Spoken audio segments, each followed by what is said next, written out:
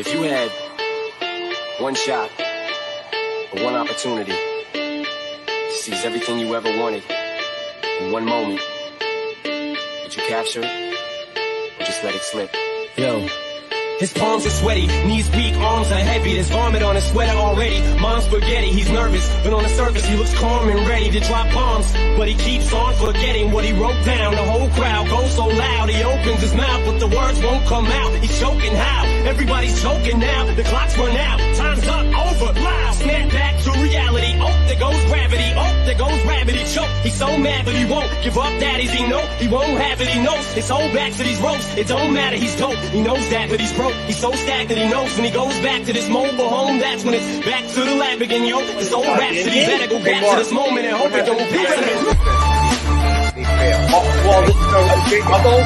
Listen, we can talk about the flag, but let's talk about... Wait.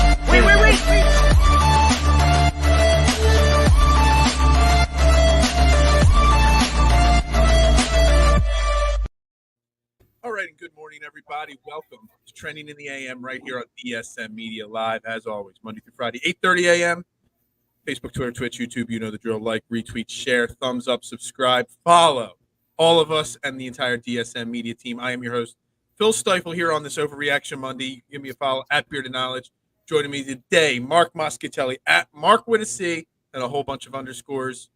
Good morning, Mark, and happy Father's Day to you, my friend.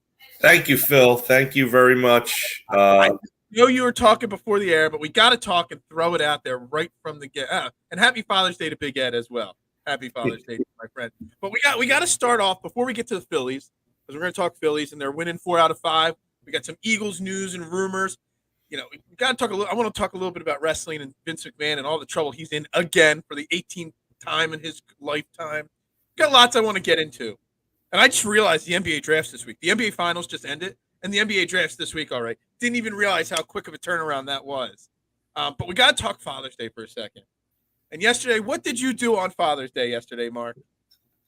I barbecued and hosted a bunch of people when I really just wanted to lay on the couch for a little bit. But no, it was all good. It was Mother's Day. We go all out. We take care of the mothers. We buy them these fancy dinners and all these great gifts. Mother's Day, like, yo, just barbecue for yourself. That's all you want to do, right? Yeah. And I just wanted to sit on the couch and just veg for a day. But usually what we do, or we try to do, Phil, is if the Phillies are in town, is to go to the Father's Day game. Now, we haven't gone in a bit, but we used to go all the time because that's all I want to do. But yeah, we had everybody over, and now my mom and dad are probably watching us. They were over yesterday, and they're probably going to yell at me because, if you didn't want us to come, you should have said something. No, it was fun, though. It was good. We grilled. I made ribs that actually came out halfway decent this time. I'm not good with the ribs. Ribs are tough, man. They are a tough one. He cooked good. I made them last week, and they were terrible. Yeah, you didn't cook great. You cooked good, just so you know. I bought the high-end burgers. The burgers were really good. The hot dogs, the ballparks were on sale. I grabbed those. And we had a hodgepodge of different salads and whatnots. And it turned out to be a very nice day. The weather absolutely held up. The dogs behaved. My sister brings her dog over, and he doesn't necessarily get along with Oscar, my dog. Her dog is about this small. But it worked out good. It was a good day today. It was a good day yesterday. That's good. I went down to Lee's Landing in Maryland, in Port Deposit, Maryland. We wanted to do something yesterday. We didn't want to sit around the house yesterday. I found that, I guess, Lee's Landing, everybody talks about how great of a place it is. Never been there. They had live music, a great, classic rock cover band going. Sat out there, ate some drunken mussels right on the waterfront. Oh, that sounds delicious. Behind me, had live music in front of me, had the U.S. Open on my phone. That was a good day. You know, it was a good day yesterday. I saw you tweet out a picture of that. It looks like you and your wife did have a lot of fun. It was a blast, and I can't believe it's only 25 minutes. I did not realize how close to the waterfront I was down here in Jennersville, PA. Literally 25 minutes, and I was sitting on the water down in Maryland. So yeah, you're not. I was going to say that Maryland trip probably wasn't far for you. 25 minutes, and I was taking the slow route because I had the top down on the Jeep and stuff like that. But you talk about Father's Day and the traditions of going to Phillies games and stuff like that. before we get into the Phillies themselves and the series this weekend where they went 4 out of 5, can we talk about the complete and total ball dropping by Phillies, by the Nationals, by Major League Baseball, whoever chose to put yesterday's game on Peacock and a streaming service? I don't pay for Peacock. I don't get it for free.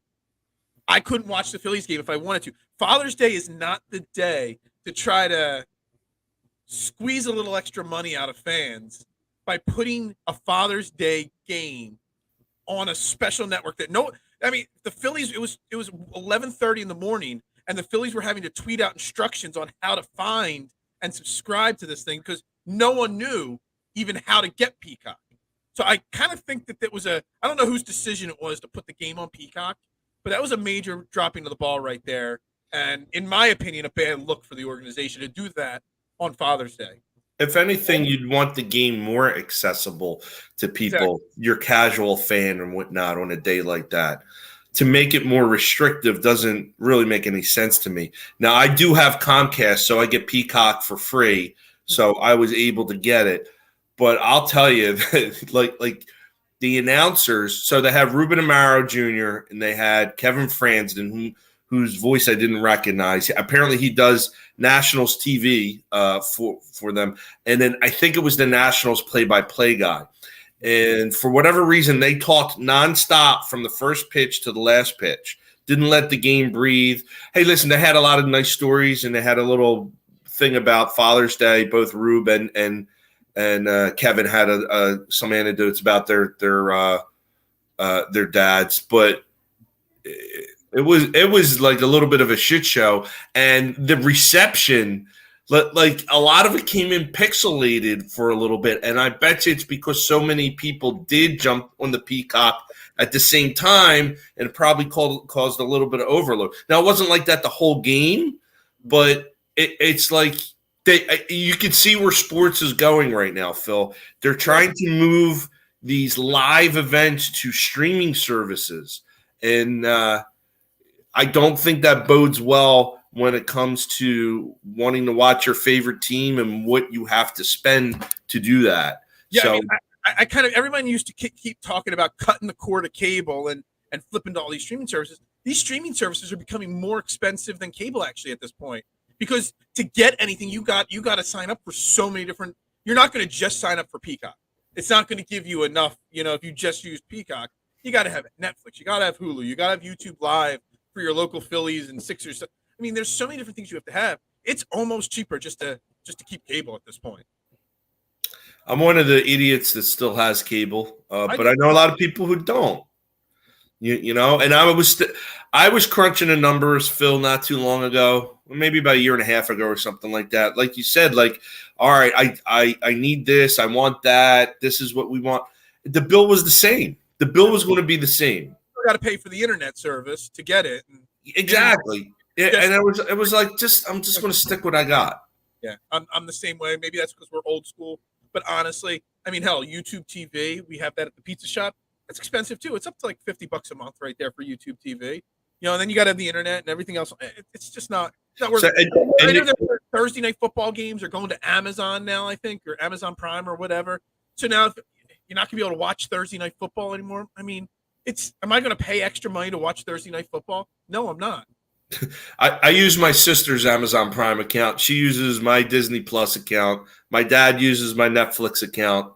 I used his Netflix account for I have a cable Scotty, I have a cable package where Netflix and a lot of other streaming services are already included. So the only ones that I don't pay for outside of the cable or Disney Plus, which is well worth it. Especially if you like all the Disney stuff and the Marvel stuff and the Star Wars stuff. And we have I steal my sister's Amazon Prime. My daughter has Hulu. She loves Hulu, and she'll stream Hulu for us. But that's really it. And honestly, aside from live sports, I really don't watch any TV. There's really not much I watch. Yeah, I same way with you with Netflix. I don't pay for anything, other than the cable and FiOS and internet, because there's always somebody's account that you can tap into. So, it's all good. I just thought it was really interesting. They chose Father's Day, a day that you and a lot of people have traditions with their fathers of watching baseball, which is just such an American pastime. And summertime and baseball with dad. And they would pick a day like that to make that. It's one thing Amazon is pre-pumping it all summer long that they're going to be airing the Thursday night. Like, you're prepared for this. It's kind of came up out of nowhere, and they chose Father's Day as a day. It just kind of frustrated me. And you were talking about the pixelation. I was also seeing people tweet out about the lag on it, the delay on it. Like, there's a 30, 40-second delay, and if you've got notifications on your phone, someone saw that Juan Soto's home run on their phone notification 30 seconds before it happened on the TV. So they were a little delayed on that part of it as well. I just didn't like the idea of doing it on Father's Day. So thought it was not the best of decisions, we'll just say. I would agree. Yeah, absolutely. So anyway, let's get to the Phillies game and let's get to the series, 5-game series against the Nationals. Now, I know today's Overreaction Monday, and I'm going to say an overreaction here, Jason. I'm calling you Jason. It's Mark. You're Mark today. My overreaction is I am disappointed in the Phillies only winning 4 out of 5 games. Because if you just looked at the end of the year, you look, hey, we took 4 out of 5 against the Nationals. On paper, you would say that's a great weekend right there, right? But then you win the first 4 games, and then you blow Sunday, which should have been another win. It's almost like they mailed it in yesterday. They almost look like it was like they just punted yesterday. Zach Eflin was injured, might not have been able to shouldn't have even been pitching probably. But with the 5-game series in 4 days, they pretty much had not many options there.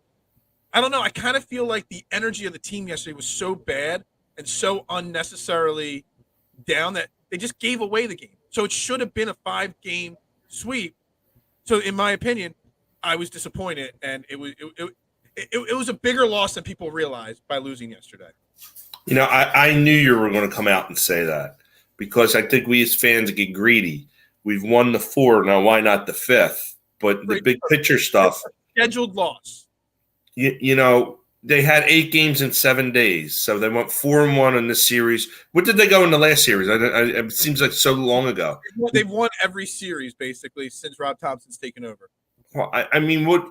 And this team was just failing miserably. Like, what more do you want? I'm okay. I'm okay with them losing.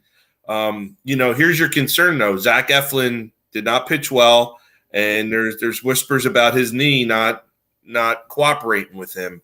So that's going to be a problem. What they should do is throw him on the DL and bring somebody up to fill his role, so he can get himself either get his legs straight or get his head straight or get them both straight. This is part of the reason why I've been complaining about Zach Eflin and the fans' love affair with Zach Eflin for so long. Whether it's him giving up 4 runs in a first inning of a baseball game like his last start, whether it's him getting hurt every single year and missing the stretch of time, there is no consistency with Zach Eflin. And this is now the 7th year in a row where we're having spotty starts and an injury issue at some point of the season. And yet everybody just keeps saying, well, he's putting it together. He shows glimmers of excellence here and there. I'm over the Zach Eflin experience, in my opinion. I just don't think he's a guy. I mean, yeah, if he's going to be your 5th guy, I guess he's serviceable. But at this point, coming into this weekend before he got hurt, you would probably say he was your 3rd or 4th starter if you were in a playoff series. Are you going to be comfortable with Zach Eflin starting in a playoff series for you? And the answer is 100% no. Well, I'm pulling up his stats and his salary and all that stuff. I mean, his salary is only $500,000 a year. At least that's what it looks like on the page that I'm on. And you said something that really kind of struck a chord with me. That this is his 7th season with us. Yeah, people don't realize how big. You don't keep 5th starters around for 7 seasons. I mean, you're surprised that he's been here that long? Are you? Yeah, I'm thinking he's only been here and that's a problem with these Phillies. Like some of these guys feel like they've just got here in 7 years, and that was the other thing. Vince Velasquez, when he was here, he was a guy that I thought he was here 3 or 4 years. I think he was here 8 years. And you know what? I'm sorry, he was here 6 years with the Phillies. He was here 6 years. It felt like he was here for like 3 years. It was like Vinny V got a long leash from the Phillies organization, but the fans bashed him nonstop. Zach Eflin gets a long leash from the organization and the fans. And it boggles my mind because it's not like he does anything excellent, even remotely good. He's so inconsistent and he gets hurt all the time.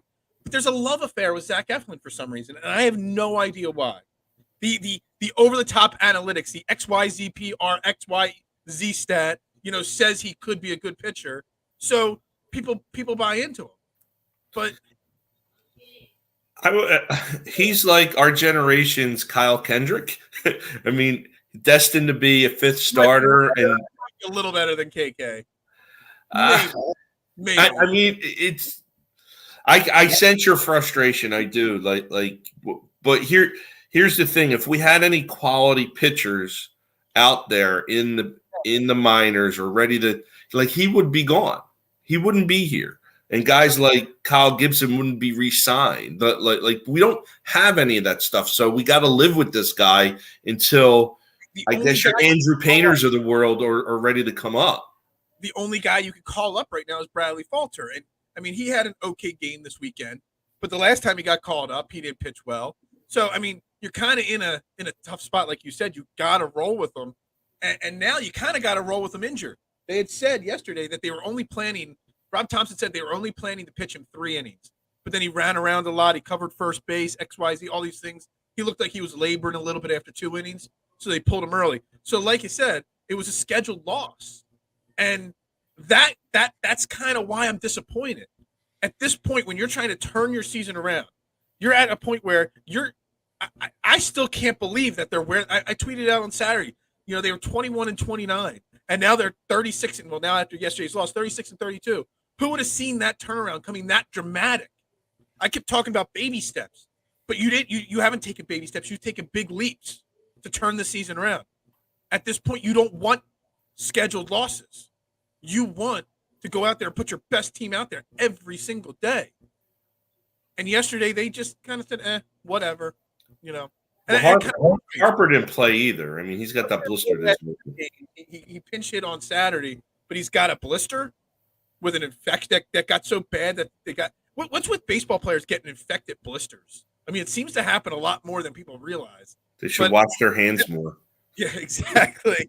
The thing that's to me with that Bryce Harper thing is the last time he missed a few games too. It's like once you take Bryce Harper out of the lineup, it doesn't matter how great the other guys are hitting with Bryce Harper in the lineup. It just goes to show not only how great he is of a player because of how his stats and all, but him coming out of the lineup kind of affects everybody else's, approach at the plate so much that, you kind of knew that the offense didn't have it yesterday without Bryce Harper out there. Yeah, I mean, listen, it's natural to feel that you have to overcompensate because your best player, honestly, probably one of the top 3 best players in baseball right now are not in the lineup. Mm-hmm. And, I think that had as much to do with them not winning as Eflin's pitching. And honestly, I'm going to call bullshit on Philly Rob saying that, we only had him scheduled for 3 innings anyway. No, you didn't. Yeah, I mean, listen. Again, you had 8 games in 7 days. You're using your bullpen. You're letting your pitchers pitch deep. Like they really needed Eflin to go more than 3 innings to kind of give everybody kind of like equal like work, so to speak, and not tax the pitching staff, the starters, and not tax the bullpen. So kind of. I mean, that's bullshit. I think when you say they have a long leash with Eflin, I think that they're covering up for him. Now, he probably legitimately is hurt, which sucks, dude. Nobody wants to get hurt. Nobody wants to see him get hurt. But if he's hurt to the point where he's not performing, you're doing your team a disservice rolling him out every 5th day. So if he's really that hurt, put him on the DL or whatever they call it now, the IL, and call up Falter or somebody else to fill his role. And on off days, you skip his spot in the lineup, in the rotation. It's that simple. See, I could be a manager, Phil. I know how to do this. I mean, all right, so you're the manager. Keep that manager hat on. I mean, it seems like still the bullpen is still obviously an issue. Obviously, Corey Knebel pitched terribly yesterday. Oh, not even in a high pressure. Rob Thompson saying we're going to use him in low pressure situations. Well, he's terrible. He gave up a homer, couple runs. Yeah, terrible. But I'm not even worried about that because we know Corey Knebel, his mental state, he's fallen off. It's like a domino quicksand effect with a closer or relief pitcher. When the going gets bad, you just start falling down further and further fast, and it takes something to get you out of it. But Rob Thompson still seems to be refusing to use Sir Anthony Dominguez in that closer role. I think it was Thursday and Friday. He had Brad Hand in as the closer. He used Sir Anthony in the 8th inning, one of those games. Then Saturday, Brad Hand blows the game, and then he uses, after the offense takes the lead back in extra innings, Sir Anthony to close the door, and Sir Anthony does close the door pretty handily. How much more does Rob Thompson, the Phillies, need to see that Sir Anthony Dominguez is the closer of this team? I don't understand. It's got to be coming from someplace else. Or it might even be coming from Sir Anthony that says, I don't want to close. Well, no. Sir Anthony, when he closed the game the other day, I forget his exact quote, but he was pretty happy to be out there and get that opportunity in the 10th inning. It's somebody trying to manage his arm because of the injury. Not at this point.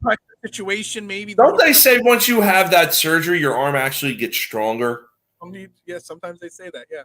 And the other thing, too, is I think the bullpen is so suspect that where do they need Sir Anthony the most? As a setup guy or as a closer? I think in some instances they really kind of need him to bridge to a closer. And if they think that there's a matchup there by somebody else in the pen, whether it's Knebel or Hand or somebody else, like maybe that's what their thought process is.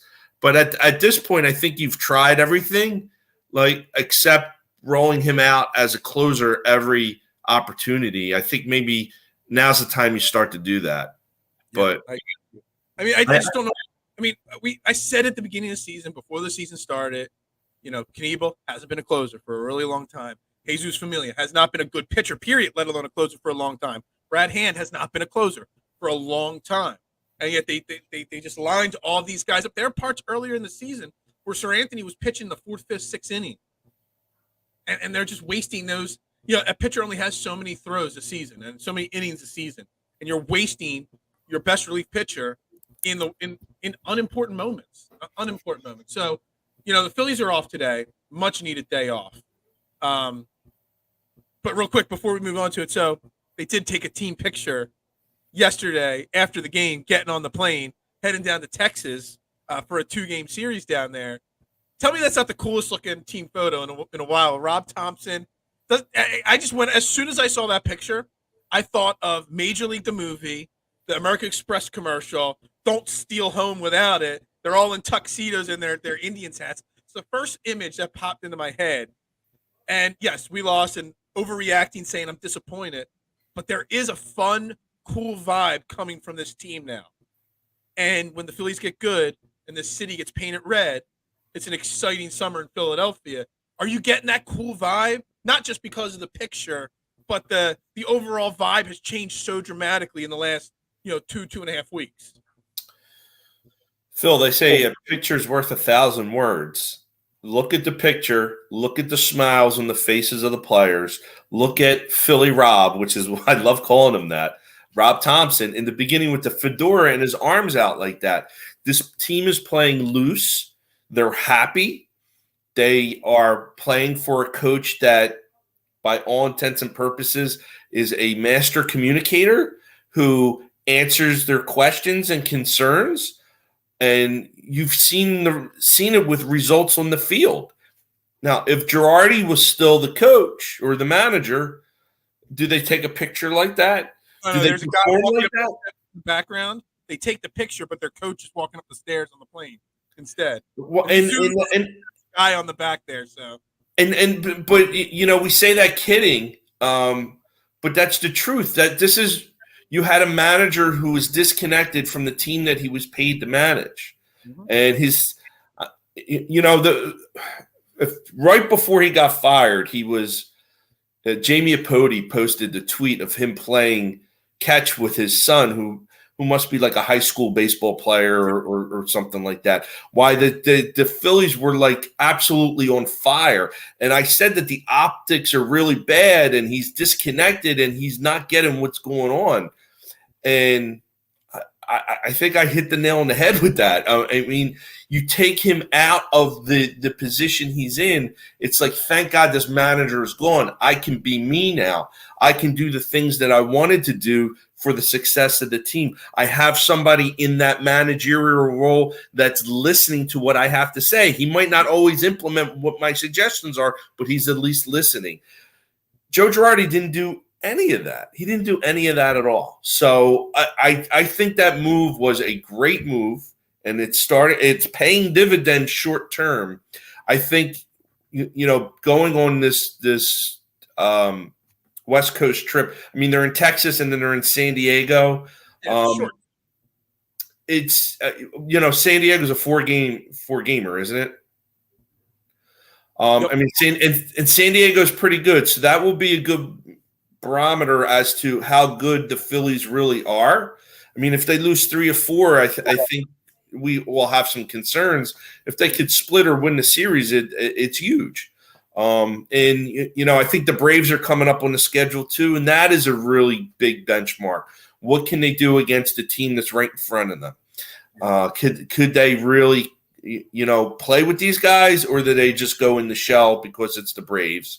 And I think a couple of these series that are coming up are going to be good telltale signs on how really good the Philadelphia Phillies are. Yeah, I agree with you 100% on all that. So I'm going to wrap the Phillies talk up there because we got other agendas to get into here today. But I think it's a good segue, Phillies to Eagles, because this whole season we've been talking about Odubel Herrera and how we don't want him on the team. Some because you bring up his boneheaded boneheaded plays on a regular basis. But a lot of people also bring up his off-the-field issues, his personal issues on why they don't want him on this team. And I took a lot of flack last week because I kept bringing up the fact that, when Mickey Moniak gets sent down, you kind of have no choice but to play Odubel if he's on your roster. Now, he shouldn't be on the roster because of who he is. But if he's on your roster, if he's playing well, you kind of got to play the best 9 guys. So the Eagles have rumors. So the Eagles did sign a safety from the 49ers. We'll get into that in a second. But there's a lot of rumors floating around about the Eagles interested in trading for Kareem Hunt, Cleveland Browns running back. And all the people that are 110% against Odubel Herrera being on this team because of what he did to his girlfriend, for, the fact that it never doesn't really seem like he's ever done anything or said anything that shows that he's grown as a person. All these people that are against him all want Kareem Hunt on the Eagles. And, a lot of the rumors say Andre Dillard for Kareem Hunt. I'm not in the camp of ready to trade Andre Dillard just yet. But if I am, I don't want Kareem Hunt on my team either. Because Kareem Hunt, I mean, the videos, if you don't remember the videos out there, anybody, I mean, blatant videos of him punching and kicking a woman on the ground in a hotel hallway. And whatever happened. He was suspended 8 games from the NFL for that, back when, I think it was after his time in Kansas City, right before he started playing for Cleveland. Mark, why are people having such? It's because it's football. There's double standards. Football is a violent sport played by violent individuals, so it's almost expected that you'll have football players acting out off the field. That being said, they don't have to play for the Philadelphia Eagles. Yeah, I mean, and I think that accurate, but also what's wrong with football. Yeah, I don't want him. First of all, I'm looking at his stats. He's only had 1,000-yard season. He's a part-time. He's not a 3-down back. Oh, and he hasn't played like a full season in a bit. Like he's why? Like you can get somebody off a practice squad and he'll be just as efficient as Kareem Hunt. And I say this because the NFL has moved from a run-first sport to a pass-first sport. So all your talented athletes that are coming into college are going and playing the wide receiver positions, and those are the ones that are getting the big money, and there's a much less emphasis on a running game. Now, listen, it's important to run the ball. Don't get me wrong. I am a proponent of running the ball, but you don't need a guy like Kareem Hunt. You don't need a name. You just need somebody who can run the ball 8 times a game for 4+ yards a carry, and you mix in 2 or 3 of those guys. And you get your over 100 yards. You don't have to keep feeding the ball to one person. And honestly, the most disposable position in NFL football is the running back position, because these guys just don't last long. So why invest in a name, and why invest in somebody who has trouble that is attached to him, when you can get somebody really of equal value elsewhere, either on a practice squad, a free agent, you could draft in the lower rounds and find a guy how you got somebody like Boston Scott on the team that when he plays, especially against the Giants, he plays very well. And we don't what I'm trying to say, Phil, is we don't need a player like Kareem Hunt. We don't. First off, he is actually very good out of the backfield catching the ball. That he's probably, in Cleveland, it's him and Nick Chubb. Nick Chubb's the first and second down guy. Kareem Hunt's the third down guy, catching screen passes and stuff like that. But his problem right now in Cleveland is he's being paid as a part-time back, and he wants big money.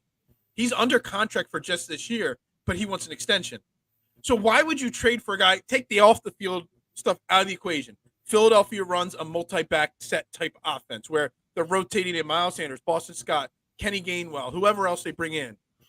Why would you go out and trade for a guy that's already unhappy being a part-time runner? And that's all he's going to be here.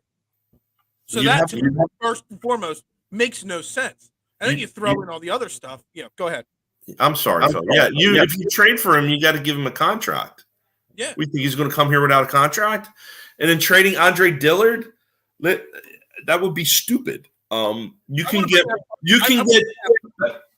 get better if you're deciding to trade Andre Dillard. You can get better value elsewhere in the likes of a draft pick, a second rounder, a third rounder, or a combination. You getting a guy off the roster doesn't help the Eagles when they trade away somebody like a Dillard, which I don't know if they're going to trade him or not. Because I want to bring that up. Are you in the group that, because there's a lot of people that say Andre Dillard, Jalen Reagor, or take away? There's a lot of guys they want cut or trade it and whatnot. But the offensive line, outside of last year, has always had. You can never have too many good offensive linemen. We saw 2 years ago when everybody was getting hurt on that offensive line, and we were just patchworking it together. How much Carson Wentz was getting beat up back there. So Andre Dillard, unless you're blown away, I know you're not going to ever get a first-round draft pick for Andre Dillard anymore, unless you're offered a package from somebody of a second-round pick or 2 third-round picks, something of significant value. I'm not getting rid of Andre Dillard at this point. I know we have a plethora of offensive linemen, hence why we traded away Nate Herbig, a few weeks back. I'm not getting rid of him. I'm just not doing it at this point. I would say, what's the probability? I'm sorry, my phone is ringing. Hold on, back up. Do you still have a landline? I do. I'm going to tell you why. I live in a dead zone for cell phones. Okay. So I have the landline only for 911 purposes. But telemarketers call me all day long. So, I don't get a really strong cell signal. I have like 1 bar most days. I just didn't know anybody under 65 years old had landline. There's a few out there. Cole and Carter will tell you that you're pushing that 65 mark, but you're not quite there yet. Please stop. Don't get them involved today. All right, what were we talking about? Andre Dillard. Okay, so what are you willing to move him for? Because I'm not willing to move him right now. Because, Phil, what's the probability of Lane Johnson playing a whole season? And if he's out, they're going to shift Maliata to the right, and Dillard's going to play the left side. Mm-hmm. Right? Am I wrong? No, you're absolutely right. Well, you're wrong. It's Mailata, not Mailata. Did I mispronounce? I'm not good at pronouncing athletes' names. I don't know if you've noticed that or not. That was pretty brutal, your pronunciation of it. You know? Jordan Mailata. If it's not an Italian name, I can't pronounce it. I don't know what it is. But you know what I'm saying? Like he's, and that's what I'm trying to say too. I'm not moving him because we know Lane Johnson. You got Jason. So you've got Lane Johnson. You got Jason Kelsey is how old at this point? He's almost retired. How many times? You've got Dickerson and the guy they just drafted that could slide into center. Well, now you have a guard spot that's opened up. If one of these older guys gets hurt, so much shifting has to go around. Andre Dillard showed that the few times that he had to fill in at left guard or left tackle last year, still has something left. And he's been working with Jeff Stoutland. If Jeff Stoutland's probably one of the best, if not best, offensive line coaches of all time, I'm not willing to move him for a running back that's disgruntled, a running back with personal issues, or I'm not just getting rid of him for getting rid of him's sake. I want something premier for him, or I'm keeping him on the roster for now. What's his contract status? I mean, he's probably on his rookie deal. It's his last year of his rookie deal. So you do risk losing him at the end of the season. But I'm pretty sure they also turned down his 5th-year option as well. So he's basically done after this year. But I'm holding on. Wait till camp starts. Wait till the season starts and see what kind of injuries happen down the line on other teams as well. Where maybe someone will get desperate and need a starting left guard. So maybe you could get a 2nd-round pick. Maybe you can get a 3rd-round pick that's conditional, that if he starts X amount of games, becomes a 2nd-round pick. I don't know. Howie Roseman's the master of those kind of trades. So I'm not giving him up for Kareem Hunt. But again, I just want to bring up again one more time the double standard that Philly sports fans are having, how much they hate and want Odubel off their team, out of the league. But yet every single one of them wants Kareem Hunt on the Eagles right now. First off, he doesn't fit the team. But secondly, he is not a good person. And he doesn't seem like he's ever, done anything to prove that he's changed as a person. So I don't know. I'm really, really upset and against all that right there.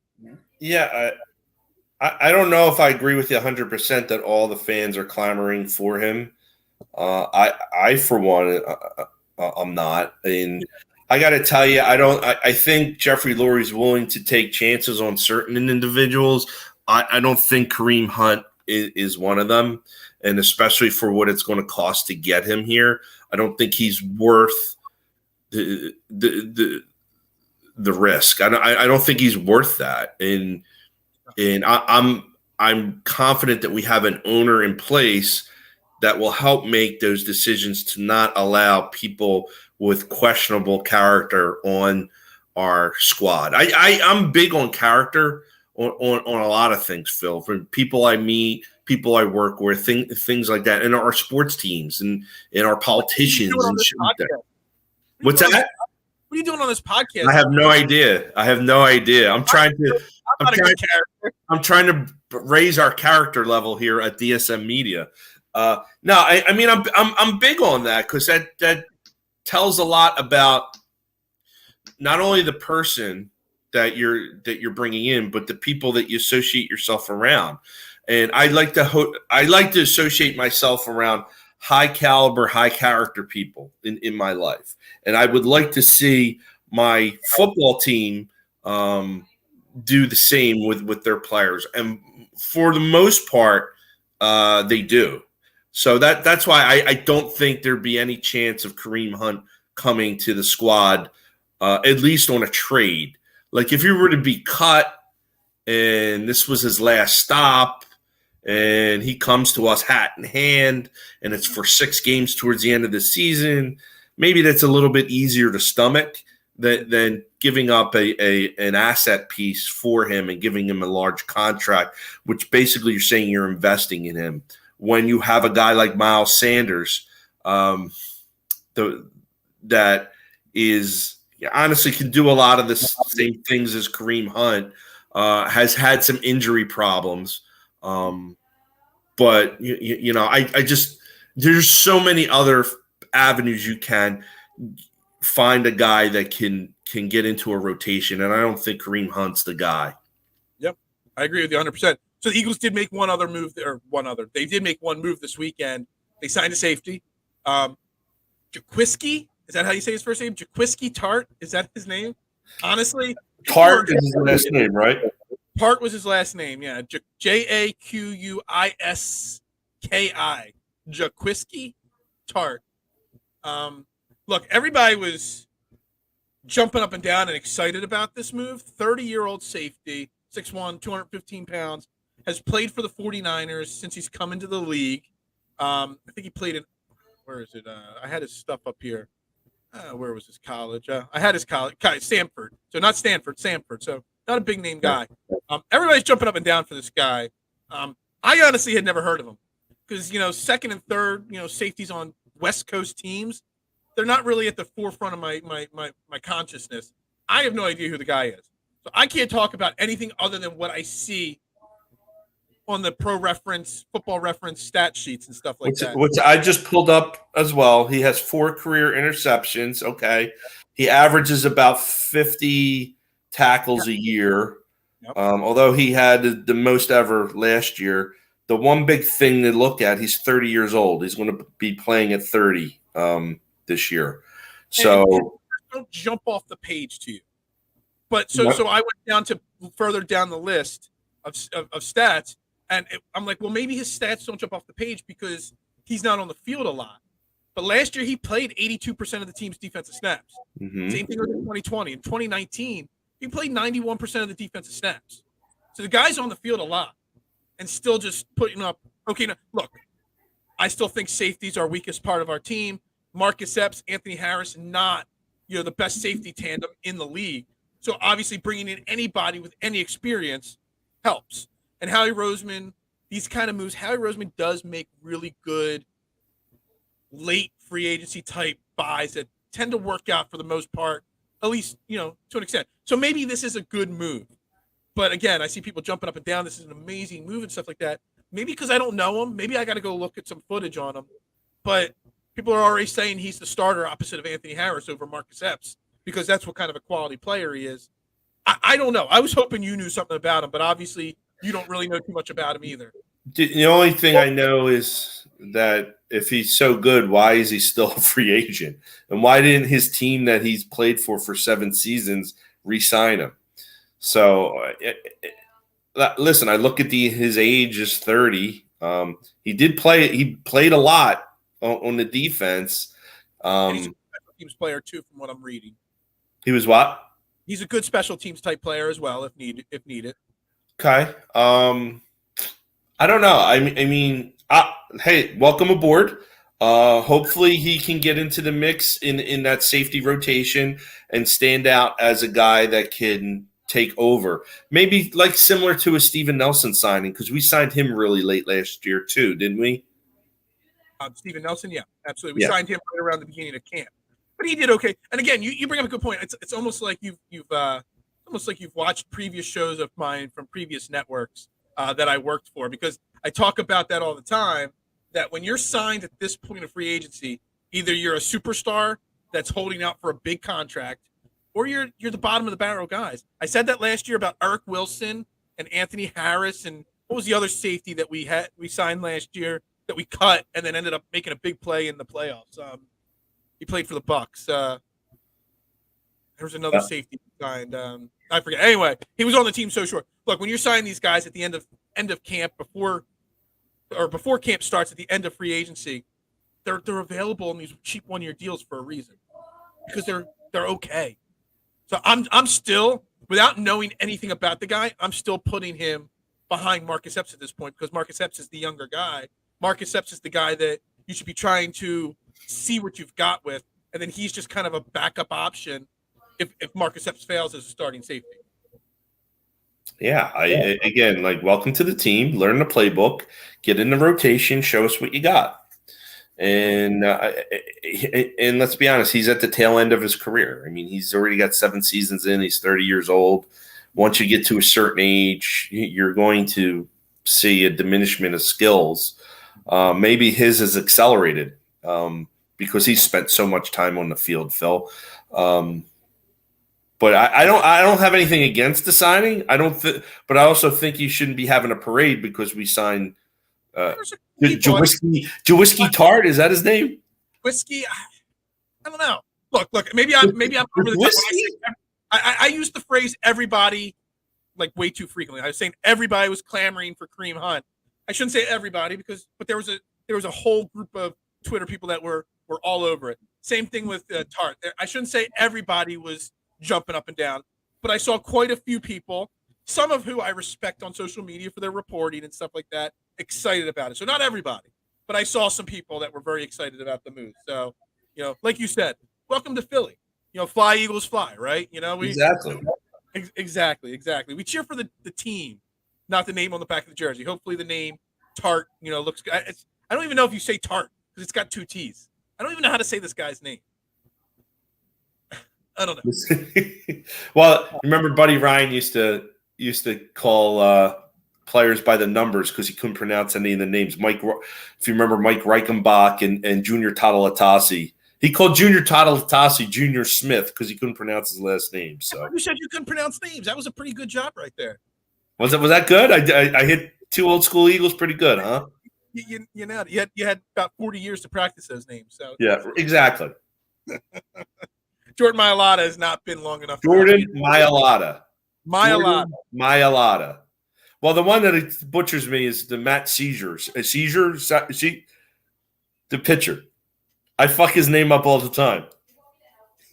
Look, he had to mute because he's laughing so hard. Look at that. All right. Anyway, all right. Let's good. Okay, cool. Keep going. We're back. We're back.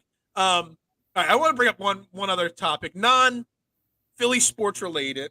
I wanted to talk about it on Friday, but we kind of ran out of time on the show, so I want to bring it up here. Get your thoughts on it as we close this show out today. But it's a big topic.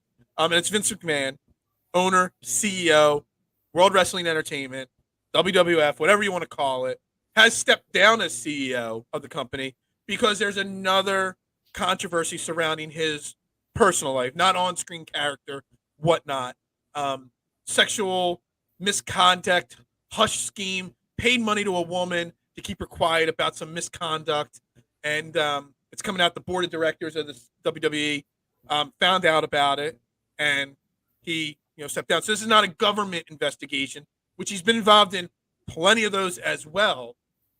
He is now no longer the CEO. His daughter, Stephanie, has assumed the interim role of it to determine what's going on with his legal issues, then whether she takes it over for good, or there's a guy by the name of Nick Khan who's basically running the day-to-day operations of the company for a while now, whether he takes it over, or the other thing, which has been rumored around for a long time, that they just sell the company. A company like Disney or something like that buys it up. Lots of rumors about that stuff. Excuse me.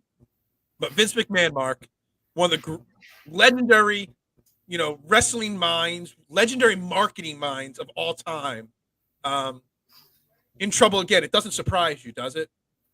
No, it doesn't. I mean, listen, this is a guy that wrestled control of the WWF from his father. And his on-screen persona is what he does on the off-screen, apparently.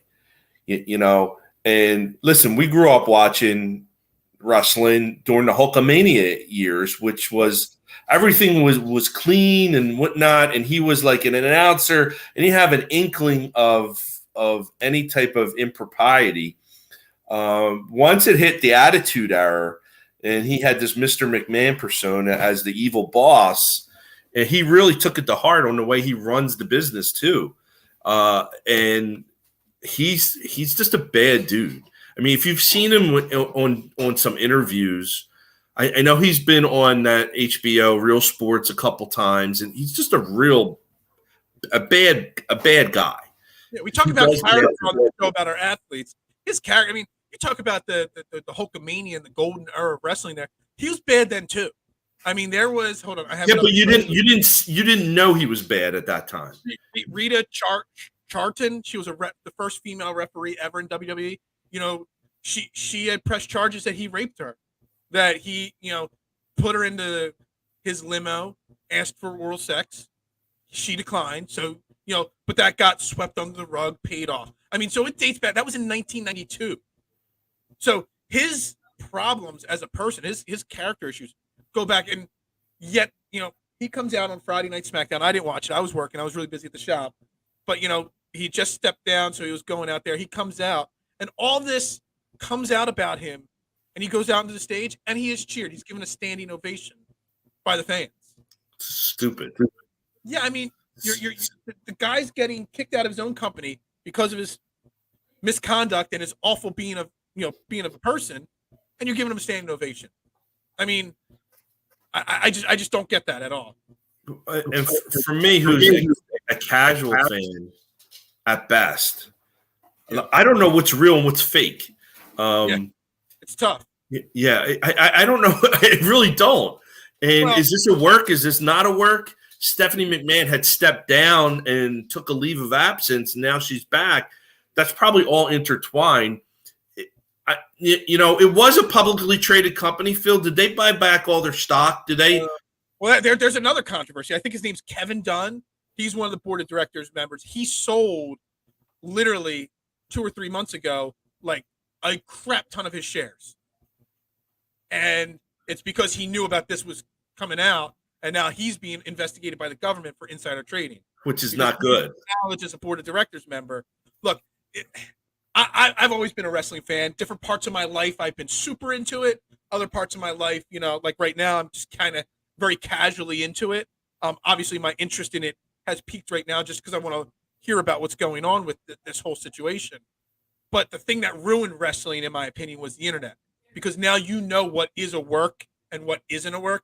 Because there's just like there's a million podcast networks out there and websites out there and major media. There's the same thing exists for wrestling. There's websites out there. You can get credentials to go backstage and interview the wrestlers after events and stuff like that. Wrestling has become big like that. But the internet has there's no surprises in it. You know exactly what's real and what's not. What's kayfabe or however you say that word, and what's not.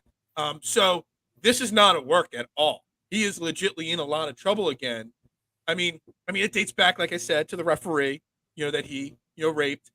You got the steroid allegations. He was under, investigation for that. You got the whole Chris Benoit situation. How many wrestlers have died under his tenure as CEO because of, drug overdoses and heart stopping because of the steroid use? I'm not going to name any names, but I know a guy that had a tryout with the WWE. He worked for me at a restaurant many years ago. Okay, not the pizza shop before that. And he had a tryout, and he met with Vince McMahon and a couple other people after the tryout. And he was flat told, "We love everything about you, except for the definition of the muscles in your body. Because of what happened, you can't take steroids here anymore. But we will put a contract on the table here for you to sign in 6 months. Go use steroids for the next 6 months, get yourself jacked, then clear your drug test, and then come work for us, and here's a contract." And he said, "No, I'm not putting steroids in my body." That contract got pulled, and he never got his chance to wrestle with the WWE. Amazing. He's like, this legitimately, he's telling me to take steroids and then come work for him. And here's a big contract. I could go from, wrestling in gyms and waiting tables during the day to being on the main stage, but I got to go cheat beforehand first to get this contract. And he kept his standards and wouldn't do it. Dude, it's a dirty, dirty business. It is. And I think what woke a lot of people up was 2 things. Did you ever see Beyond the Mat? Yeah. Okay, so Beyond the Mat came out in the late 90s, I think. And the movie The Wrestler. Did you ever see the movie The Wrestler? Fantastic movie. Fantastic. One of Mickey Rourke's best performances. Plus, what's her name? Marissa Tomei gets naked in it. So. Well, yeah. I mean, that goes without saying that it makes it a good movie. It was an excellent, excellent movie, honestly, about the inner working. But it's shown a darker side of that business in that probably wasn't 100% known at the time. Listen, I remember as a kid watching wrestling every Saturday morning, and there was a wrestler, Quick Draw Rick McGraw. Do you remember him? I remember the name, but I can't. He was like a mid-card guy, and everybody loved him. And he died, and I was like 10 years old. He died of a heart attack. He was like 30 years old, and it was like kind of a big deal. But nobody thought anything about it that, oh, it's because of, he's pumping full of steroids or anything like that. And then from a what's a work versus what's not, what totally turned me off on wrestling, I believe that it was 100% real for a long time. And in '87, the Iron Sheik and Hacksaw Jim Duggan were having a big feud, a huge feud. I know what right? you're saying there. And then they got arrested in Jersey, and they had like coke in the car and drugs in the car and all that. And my young mind was saying, like, I don't understand. These guys hate each other. Why were they in the same rental car with each other? And I checked out of wrestling until like the Attitude Era came, and then it was like Monday Night Raw was like required viewing every Monday. It was fantastic. And then after The Rock did his run and Steve Austin did his run, I kind of checked out and never got back in. So, but I kind of from afar, I keep abreast on what's going on. But like from a Vince McMahon standpoint, he runs a dirty business. He asks his independent contractors to do dirty things, all for the dollar. And if there was ever an organization, and we talked a little bit about this about the PGA, if there was ever an organization that needed some sort of union representation or the talent to come together, it's wrestling, and not just the WWE. All the organizations that are out there.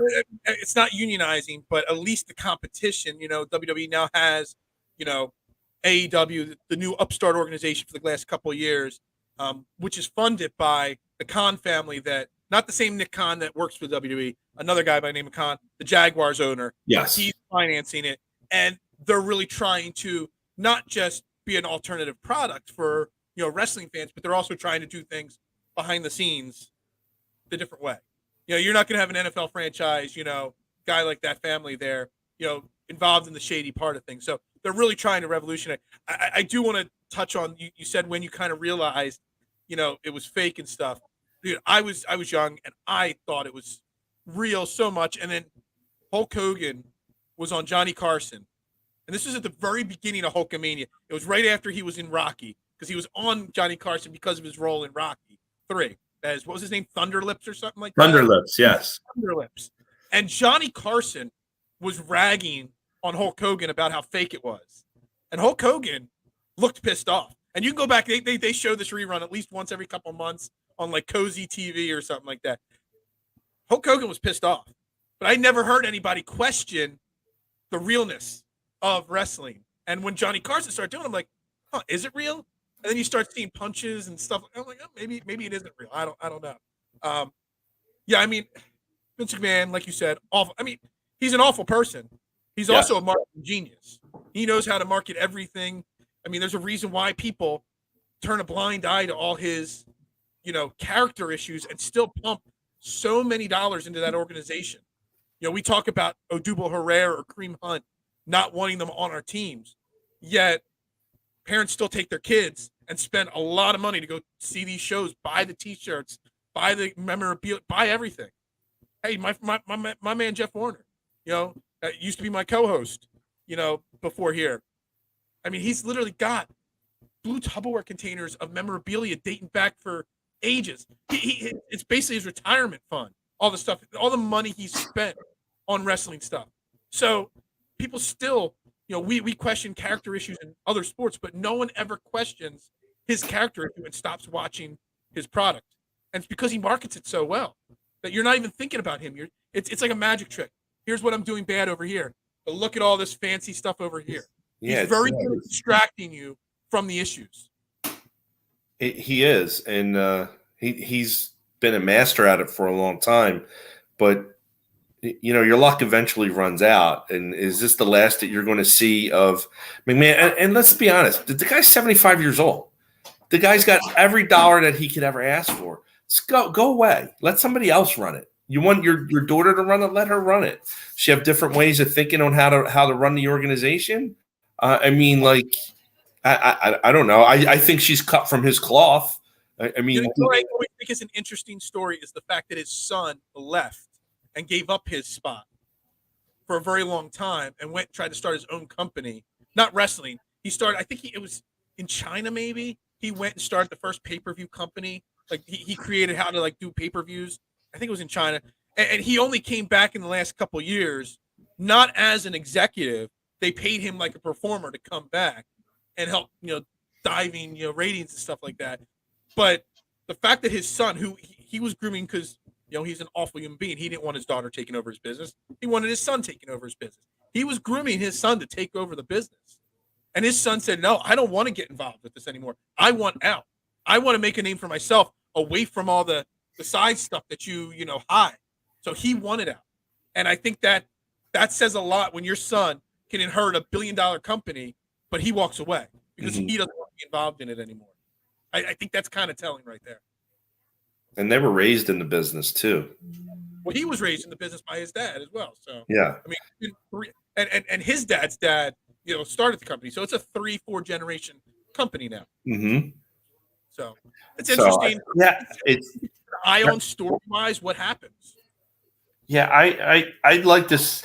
There's too much noise coming from wrestling, from the talent on how they get screwed over, and the steroids and the drugs and now these sexual assault allegations and things like that. It's not a good product. And my understanding is a lot of what they're putting out there with the wrestlers, like their shows aren't nearly as good as they used to be either. So, they need a reset. I like that word, a reset. They really need a reset, and it probably needs to start with ownership and management, and get those guys out and get some people in there that are going to be a little more cognizant of the negativity that's out there and try to change things. So you get more people to watch and more people to buy in and more people to be comfortable watching that product. Like, honestly, I don't feel real comfortable watching a wrestling match, knowing all the stuff that I know, but there's a lot of kids out there to watch it and think it's awesome. My son doesn't watch it. He has no interest in it. I've asked him 1,000 times. But I was on vacation with my brother and his kid back in December. I was showing him YouTube videos of some wrestling. I got in a lot of trouble because, my brother and his wife didn't think it was a good idea to show my 5-year-old nephew all these wrestling videos and stuff like that, because he's the type of kid that'll mimic it at school or something like that, right, and get in trouble. So, yeah.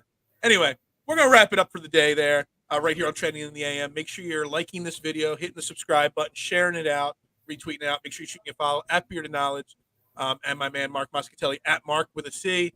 All those underscores mixed in there. We'll be back tomorrow. Jason will be joining us tomorrow. Mark, you're on tomorrow as well, right? I'll be on tomorrow, yes. We got the full team tomorrow morning. And like I said, the NBA drafts this week. It happens every year. You kind of forget that literally the week after the finals end, the drafts, the NBA, we all talk the NFL is a 12-month sport. The NBA is a 12-month sport now too, because we're right into the draft. I'm going to try to get Scotty in maybe on Wednesday or Thursday morning to talk the NBA draft a little bit. Everybody have a great Monday. Let's get this week started off with a bang, and we'll be right back here tomorrow, 8:30 a.m. Y'all have a great day. See you later.